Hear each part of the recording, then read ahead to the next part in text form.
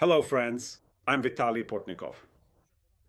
Another Putin terrorist attack on Kyiv and other Ukrainian cities. This is his actual and indeed very direct response to the American President Donald Trump regarding the significant shortening of the ultimatum period that Trump had recently issued. This drastic change occurred when the initial 50 days that President Putin was originally given to diligently find effective ways to comprehensively end the ongoing Russian-Ukrainian war were abruptly and unexpectedly turned into just a mere 10 days. Consequently, the tragic number of innocent people killed in the capital city of Kyiv as a direct result of this devastating and combined attack is unfortunately and steadily rising. My sincere condolences to the families of the new victims of Russian aerial terror. Of course, the number of comprehensive reports detailing widespread destruction and other significant damage directly caused by the relentless and indiscriminate Russian missile and drone strikes is also steadily and alarmingly increasing across various regions. But most importantly, instead of even trying to imitate any genuine negotiations with the Ukrainian side, Vladimir Putin is now openly and aggressively resorting to new, brutal terrorist attacks against innocent civilians and critical infrastructure. After Donald Trump's significant ultimatum, the very first one, where he explicitly talked about a period of 50 crucial days for Russia to diligently find a suitable format for comprehensive negotiations with Ukraine and subsequently reach a definitive ceasefire agreement, many observers and analysts firmly believed that Vladimir Putin was indeed intimidated by Trump's assertive stance and had consequently reduced the overall level of his aggressive actions and military endeavors. But the Russian president, as I explicitly stated at that particular time, was actively looking for a viable and effective possible model to carefully preserve the ongoing process of the war itself, while simultaneously ensuring that he was not creating any significant threats of severe economic attacks or punitive sanctions from the powerful United States, nor was he seeking to provoke a substantial and rapid increase in American military aid and crucial support to Ukraine. Donald Trump genuinely expected tangible and concrete actions from Vladimir Putin, and I must emphasize that after the absolute limit of diplomatic words and reassuring statements with which the Russian president could possibly reassure the American president was completely exhausted, Putin ultimately had no viable way to adequately respond to Trump's definitive ultimatum with any real substantive actions. Because Trump demands a ceasefire while Putin wants to continue the war, and the only thing left for the Russian president was to remain silent and hope that his American counterpart would come to his senses, call him, or that after these 50 days, nothing would happen at all.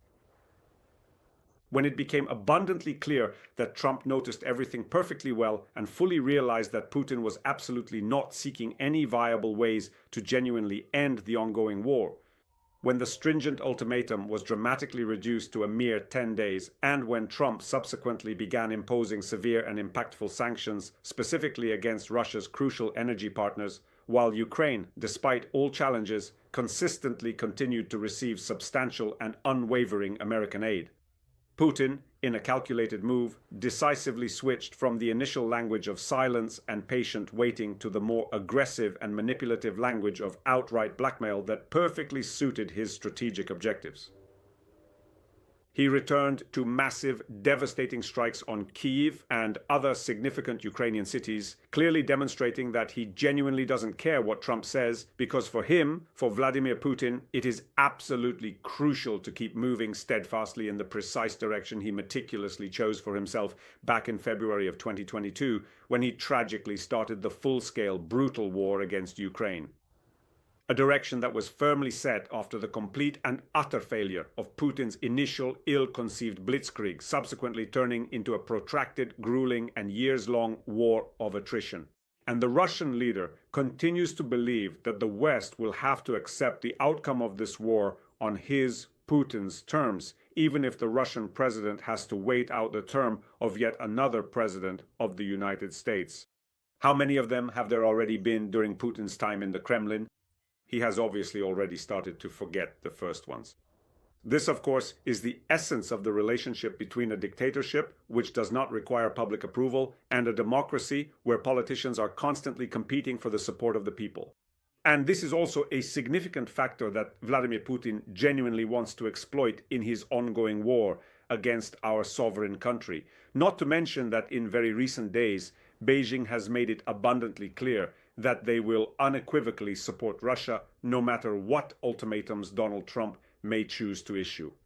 And with Chinese support, through the purchase of Russian oil, the volumes of which may even increase for political reasons, and the supply of components for Russian weapons used in terrorist strikes against Kyiv, Dnipro, Odessa, Kharkiv, Lviv, and other Ukrainian cities and towns attacked by the self-absorbed and vile Kremlin elders, Russia can believe it is capable of waging war for many more years, since it will have both money and hardware.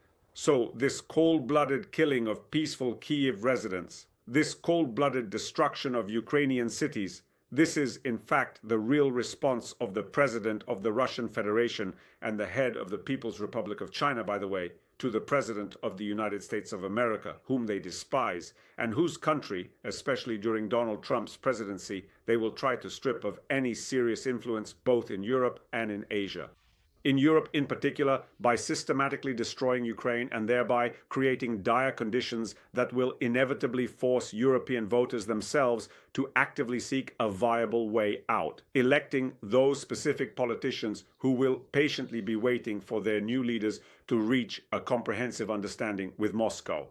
In Asia, we also see how the People's Republic of China is acting, trying to reduce the influence of the United States both politically and by generating conflicts.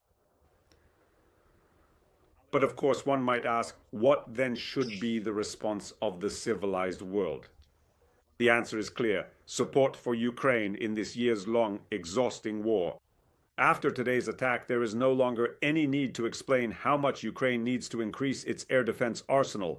And not in 2 or 3 years, but immediately, because the enemy's attacks will intensify with every new day and month of this war. There is no longer any need to prove how important it is for Ukraine to have the means to destroy Russian equipment on the sovereign territory of the Russian Federation, so that all these missiles and factories burn. There is no longer any need to explain that economic pressure on Russia and its partners must be increased. And then both we and the West will finally see the tunnel where at some point we will need to light the light of real efforts to find ways to end Russia's years-long war against Ukraine, to end years of Russian terror. Thank you, friends. Stay on this channel, subscribe to it, follow me on my social media and on Patreon, Buy Me a Coffee, Donatello, platforms that help support the development of these projects. Make use of the sponsorship feature on YouTube. Victory, peace. Good luck.